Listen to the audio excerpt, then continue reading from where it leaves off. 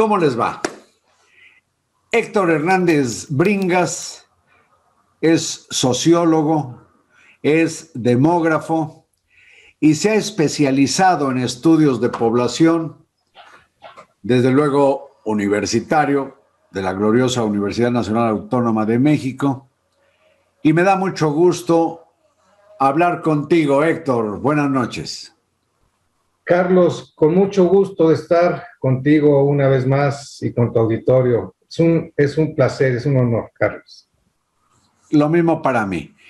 No vamos a tocar el tema político ideológico que se ha desatado con las declaraciones presidenciales sobre la UNAM, sino lo que has estudiado de manera acuciosa, que tiene que ver con la pandemia. Y entiendo que uno de los hallazgos que has hecho con tu equipo en el estudio de la pandemia, se han dado cuenta que el 40% de los fallecidos murieron en sus casas sin atención ninguna en cualquier hospital. ¿Estoy bien? Sí, Carlos, fíjate que al momento actual y como resultado de la pandemia, digamos, de marzo del 20 a septiembre del 21, el INEGI registra mediante el cotejo de actas de defunción, Carlos, 550,000, para hablar en cifras redondas, defunciones en exceso. De estas 550,000, nos dice el INEGI, hasta el mes de septiembre del año pasado y contando el año y medio de la pandemia, 407,000 eran por COVID.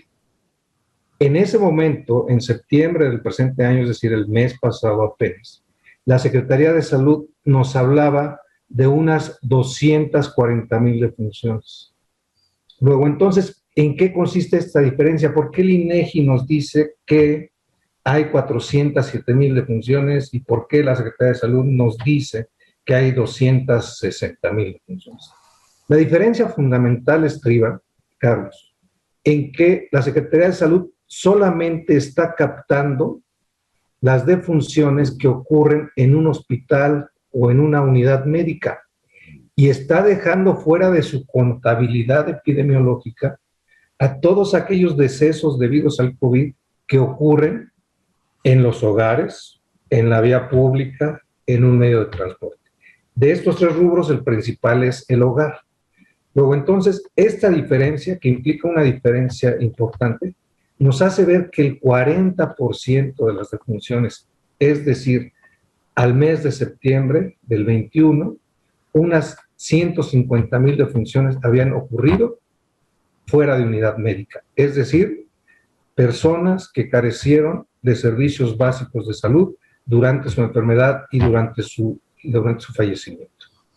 Bueno, y en el caso del INEGI, que como dices, coteja con las actas de defunción el número de fallecidos, dice que hay al menos un 34% menor registro de muertes en el gobierno que las efectivas.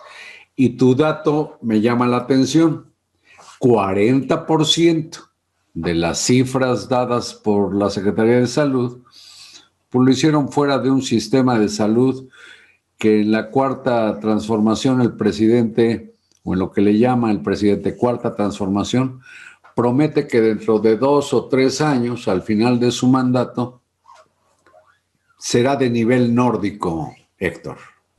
Pues sí, Carlos, aquí lo que vemos es algo que pues era esperable en una crisis como esta. En México, en el año 2020, había 25 millones de personas sin acceso a servicios de salud. Y esto se está reflejando en los datos que tenemos ahora como resultado de la pandemia. Y ahí debe haberse reflejado la extinción o la muerte que le propinaron al Seguro Popular. Claro, sabes, Carlos, te comparto este dato también. El Seguro Popular daba atención a 50 millones de mexicanos que quedaron parcial o totalmente desprotegidos con la extinción del Seguro Popular, porque tú sabes muy bien que el INSABI pues no terminó de concretarse. No, y eran 50 millones de derechohabientes que no tenían servicios médicos en ninguna de las instituciones públicas, ni federales ni estatales. Correcto, ni en el ISSSTE, ni en el Seguro Social, algunos sí en la Secretaría de Salud que da atención a población abierta, pero con problemas de cobertura. Entonces sí, tenemos un problema de salud en materia de cobertura, pero también en materia de calidad. Fíjate, de los datos que más me impactan de la pandemia, es además de este 40% que han fallecido en los hogares, en la vía pública, en los transportes, es otro dato que me habla también de la calidad del servicio. Si bien muchas personas con COVID tuvieron acceso a los hospitales, hay que ver con qué calidad de atención. Un dato, solamente un dato, Carlos. Del total de personas que fallecieron en el Seguro Social, solamente el 1.8% tuvieron terapia intensiva. No me digas que si murieron no fueron casos graves, claro que fueron casos graves. Y lo que tuvieron fue una cama, lo que tuvieron fue paracetamol, pero no el cuidado que ameritaba su situación de crítica de salud, ¿no? Y muchos deben haber muerto en cama. Así es. En cama o en el suelo, como llegó a ocurrir, o afuera del hospital porque ya no lo recibieron. O sí, en una silla, en el suelo y en el mejor de los casos en una cama, efectivamente.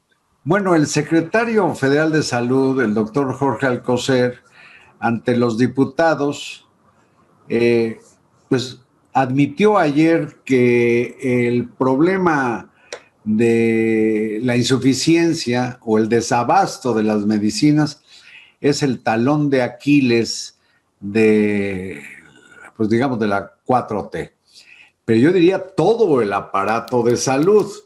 Solo hay que recordar que Hugo López-Gatell decía que no había que desviar, eso dijo, vacunas para niños con comorbilidades porque se dejaba de vacunar a los mayores de 18 años.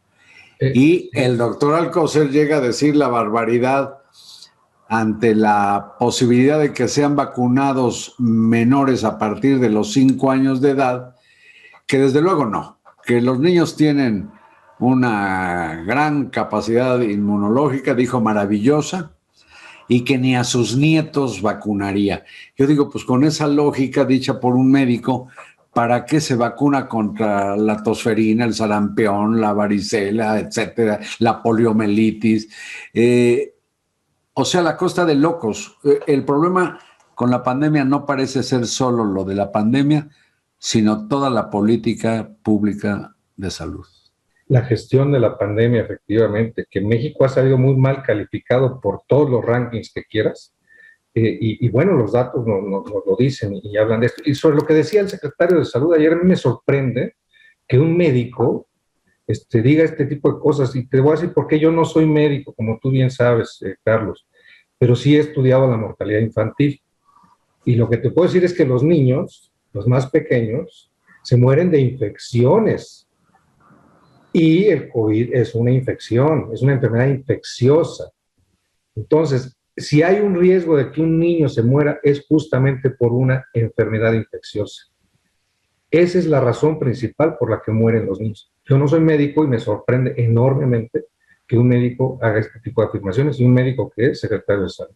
Caray, que fue Premio Nacional de Ciencias, por cierto, en pleno peñanietismo, y que tiene en su currículum algunos aciertos que lo hacían, digamos, una eminencia médica, pero de pronto parece que se autoinmolara o autodisminuyera con ese tipo de declaraciones que no haría, ya no digas un médico, no lo haría un curandero de pueblo. Y lo digo con respeto para los curanderos de pueblo, que seguramente actúan con una lógica más sensata que las autoridades sanitarias. Y para su mala suerte o por coincidencia, justo el día de ayer en Estados Unidos se aprueba la vacuna para los menores de 5 años. Qué tapón de boca, ¿eh? Qué tapón de boca.